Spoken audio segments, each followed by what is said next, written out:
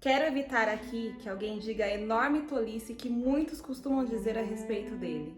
Estou pronto para aceitar a Jesus como um grande mestre de moral, mas não aceito sua reivindicação de ser Deus. Esse é o tipo de coisa que não se deve dizer.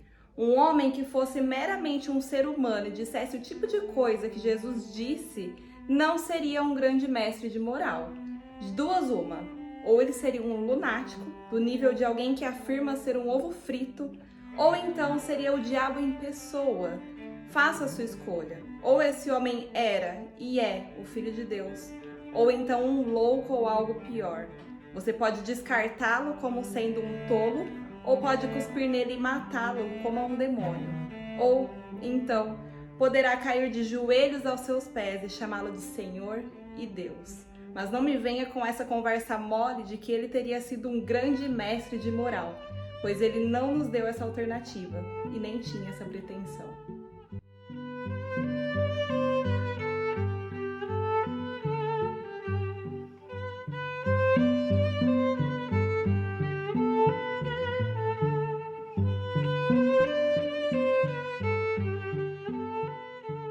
Oi, gente, tudo bem com vocês? Esse é o nosso último vídeo de Natal desse ano e eu quis trazer para vocês aqui qual que é a minha visão do que é ou de quem é Jesus. E eu não poderia começar esse vídeo de outra forma que não fosse lendo esse pedaço desse livro incrível de C.S. Lewis, que é O Cristianismo Puro e Simples. É um livro realmente maravilhoso que explica muito sobre o que é o cristianismo e sobre o que é ser cristão e sobre quem é Jesus. Então, como vocês viram aqui, não tem como a gente ficar em cima do muro. A própria Bíblia já diz que Deus quer que a gente seja ou quente ou frio, que o morno ele vai vomitar. E em relação à nossa crença sobre quem Jesus é a mesma coisa. Não tem como a gente achar que ele foi só uma pessoa muito boa e descartar todo o resto, porque se ele foi uma pessoa muito boa e falou tudo o que ele falou, né, que ele afirmava ser Deus, então ele era um grande mentiroso, ele estava enganando as pessoas, ou seja, ele não era uma pessoa boa, porque uma pessoa boa não faz esse tipo de coisa, não engana e não mente. Ou então a gente realmente acredita que ele é Deus, e como diz aqui, a gente se rende aos pés dele e a gente entrega a nossa vida para ele. A minha pergunta hoje é: quem é Jesus para você? Eu vou contar agora quem é Jesus para mim. Eu cresci na igreja, eu acho que eu conheci Jesus quando eu tinha por volta de 8, 9 anos, não me lembro. E eu passei praticamente toda a minha vida dentro da igreja. E por muito tempo eu conhecia Jesus por ouvir o que os meus líderes, sabe, da igreja que eu frequentava dizer quem ele era, ou dizer o que ele queria, o que ele não queria, o que ele gostava, o que ele não gostava, o que era certo, o que era errado. E eu acreditava que eu tinha um relacionamento verdadeiro com Deus, mesmo muito nova. E de fato eu tive muitas experiências com Deus, eu tive muitas experiências espirituais com Jesus. Mas eu me dei conta de que eu não sabia exatamente quem ele era quando eu já era adulta, quando eu tinha por volta de 20, 21 anos, que eu mudei de igreja. E aí, de repente, eu tava num lugar que ninguém me falava o que eu tinha que fazer, ninguém falava o que era errado, ninguém falava o que era pecado. E eu parei, eu falei, e agora, né? O que é certo e o que é errado? E só então que eu fui ler a Bíblia, que eu fui me relacionar com Deus com outros olhos, pensando realmente em descobrir dele o que é que ele queria pra minha vida, o que ele não queria, o que era certo pra ele, o que era errado, o que eu devia e o que eu não devia fazer. Então foi só a partir desse momento que eu me dei conta de que eu realmente consegui entender o que Deus queria pra minha vida e quem ele era. Porque até então eu simplesmente obedecia e fazia aquilo que mandavam eu fazer. E muitas coisas realmente eram verdadeiras, é o que tá na Bíblia mesmo, né? São instruções que a gente tem pra nossa vida. E aí você pergunta, mas você não lia a Bíblia? Eu lia.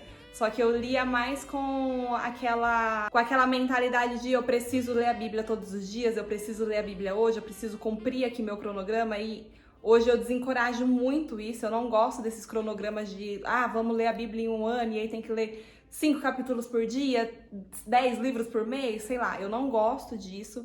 Porque depende muito, obviamente, do seu objetivo, mas assim, para conhecer quem Jesus é de fato, para se relacionar com Deus, para ter orientações dele, eu não aconselho, porque eu fiz isso muito tempo e eu fazia mecanicamente, só para cumprir ali um cronograma, sabe?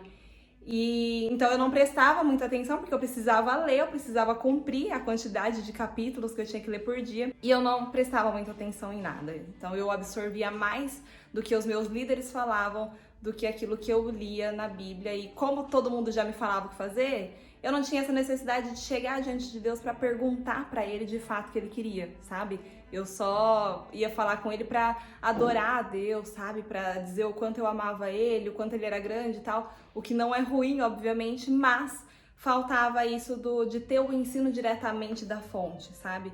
E foi só quando eu me tornei adulta, quando eu fui para esse outro lugar que não tinha, sabe, essas regras claras e do que podia, do que não podia fazer, que eu pensei, agora eu vou precisar falar com Deus especificamente do que é que Ele quer que eu faça da minha vida e de quem é Ele, do que Ele tem para mim, né? Foi nesse momento que eu, de fato, conheci e consegui me relacionar mais profundamente com Deus, não só no nível de ficar ali adorando Ele, mas também no sentido de entender que ele era meu pai e que ele precisava me dar instruções e orientações para a minha vida cotidiana. Então foi a partir desse momento que eu comecei de fato a ter as minhas maiores experiências com Jesus e que eu consegui ver que ele era de fato uma pessoa, sabe? Ele não era só um Deus, ele não era um ser elevado, ele não era só uma força, ele não era alguém que guiava o universo, mas ele era uma pessoa e ele estava disposto, e o que ele mais queria era se relacionar com outras pessoas, comigo, com você, com todos nós. Então foi nesse momento que eu conseguia olhar para ele com outros olhos e começar a conversar com ele como se ele fosse realmente um pai, né, que ele é. E perguntar o que eu faço nisso, o que eu faço naquilo, o senhor está se alegrando com esse comportamento, como que eu posso agir da próxima forma, como que eu posso me comportar com as outras pessoas, de que forma que eu posso te alegrar, de que forma que eu posso cumprir a tua vontade. E aí eu comecei a ler a Bíblia com essa outra intenção, de realmente entender o que estava ali e entender o que Deus estava querendo falar comigo através do que estava ali. Então, nesse momento, tudo mudou, porque eu não tinha mais ninguém me falando o que fazer, como fazer. Então, eu precisei me colocar diante de Deus e chegar perto dele com a intenção de ter um relacionamento de verdade, assim, sabe? Uma troca verdadeira e não só algo que ou eu só peço ou eu só fico ali adorando como se fosse um monólogo e não deixo ele falar comigo, porque tem muito disso, né? Às vezes a gente, mesmo que a gente esteja ali adorando a Deus e num momento tão gostoso, né, de adoração, de louvor, a gente acaba aquilo ali, acabou o nosso momento com Deus, a gente simplesmente vai embora, não deu tempo nem de Deus falar com a gente. Então eu mudei isso e comecei a deixar Deus falar comigo, a pedir para que Ele falasse comigo no meu dia a dia, nas pequenas coisas, nas pequenas decisões que eu precisava tomar, para que eu fosse treinada também para quando eu tivesse que tomar grandes decisões, eu já tivesse com a sensibilidade de entender quando é Deus falando, como Ele tá falando, o que é que Ele tá falando. Hoje é tudo super claro e eu consigo entender exatamente tudo que Deus tá falando comigo? Não, mas já é muito melhor do que era quando eu só ouvia o que as pessoas me mandavam fazer. Eu aprendi a ter um relacionamento verdadeiro com Deus e hoje eu consigo entender muito mais o que Ele me fala, o que Ele quer de mim do que antes. Eu acho que ninguém vai morrer falando, não, eu entendi tudo que Deus falou pra mim todas as vezes, eu fiz tudo que Ele mandou e é isso aí. Eu acho que não. Eu acredito que a gente vai morrer, vai pra eternidade, vai chegar diante de Deus com um monte de coisa que na hora a gente vai falar, nossa, era isso que era pra ter feito, eu não tinha entendido nada. Então, a Bíblia diz que a gente precisa buscar a perfeição. Mas ela diz que ninguém nunca vai ser perfeito. E o buscar a perfeição é exatamente a gente estar diante de Deus todos os dias, buscando ser melhor todos os dias, buscando ouvir mais Ele todos os dias. Isso não significa que um dia a gente vai ser perfeito e a gente vai conseguir fazer tudo certo, tudo da forma que tem que ser feito e ouvir tudo que Ele fala. Quando isso acontecer, eu acho que a gente já vai estar lá no céu. Então, esse é Jesus pra mim. Ele é uma pessoa, Ele é um amigo, Ele é meu pai, Ele é o meu consolo, Ele é aquele que nasceu pra morrer, pra viver eternamente, sabe? E tudo isso por mim, tudo isso por você.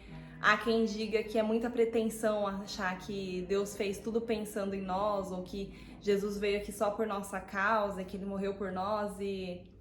Pretensão ou não, é o que a Bíblia diz que aconteceu. A Bíblia diz que ele nos ama tanto, que Deus nos ama tanto a ponto de ter realmente enviado seu único filho, que também é Deus, para morrer por nós. E ele não viveu aqui como se ele fosse Deus, sabe? Que não sente dor, que não sente emoções, que não sente nada. Ele viveu aqui sendo 100% homem, ou seja, sentindo todas as limitações humanas e também sendo 100% Deus, para que ele fosse perfeito e passasse por tudo isso, para dar o exemplo pra gente de como é que a gente consegue viver aqui sendo homem, sofrendo, sendo abandonado, sendo traído, sendo ferido.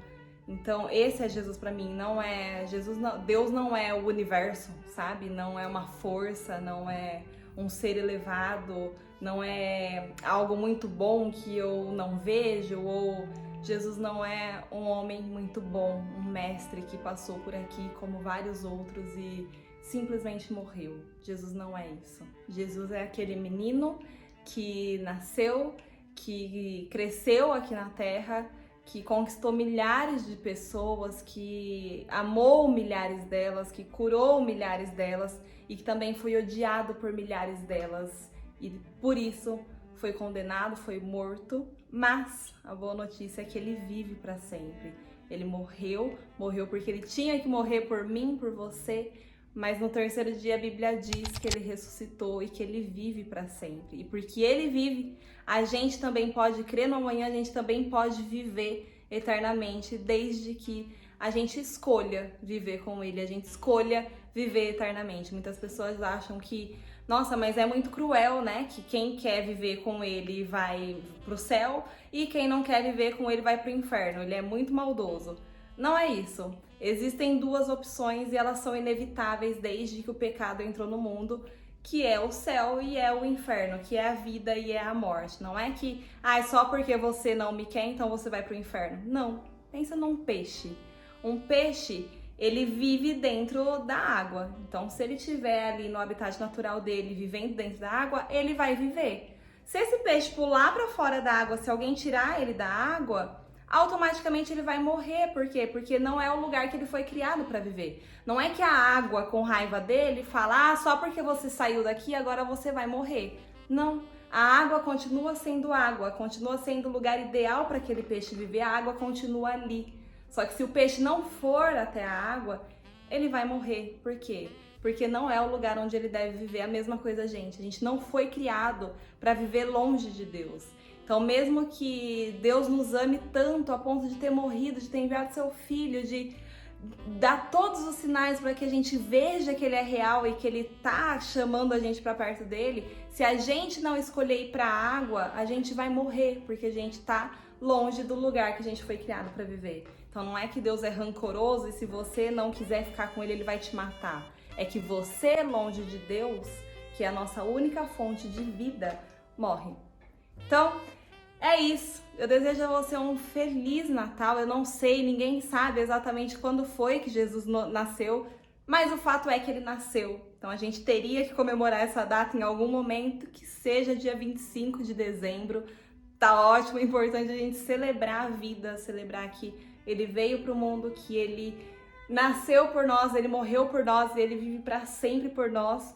E ele tá aí perto de você, tão perto a ponto de, a qualquer momento, a Bíblia diz isso, que ele quer que todas as pessoas se acheguem a ele. Então ele fica tão pertinho a ponto de, em qualquer esbarrão, sabe? Em qualquer tropeção, você possa, nossa, tem alguma coisa aqui perto de mim. E é Jesus, e ele quer você perto dele, ele quer entrar no seu coração, ele quer viver com você pro resto da vida. Então, que nesse Natal ele possa ficar ainda mais real, sabe, pra você, que ele possa se revelar ainda mais, que talvez esse vídeo seja o sinal que você precisava para saber que ele existe, que ele é real, que aquela emoção que você já sentiu de repente ouvindo uma música cristã, ouvindo uma palavra, uma pregação e você falou, nossa, me emocionei e não sabia o que era, achava que era só uma emoção, que hoje você possa saber que isso não era só uma emoção.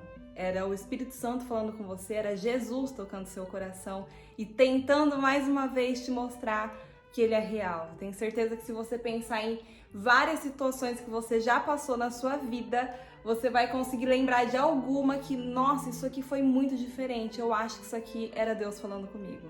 Que você consiga ficar atenta, aberta para perceber todos os momentos que pode ser Deus falando com você, que pode ser Jesus querendo se revelar para você e fazer parte da sua vida. Ele tá aí pertinho, só esperando você dar uma aberturinha para ele entrar e fazer parte da sua vida.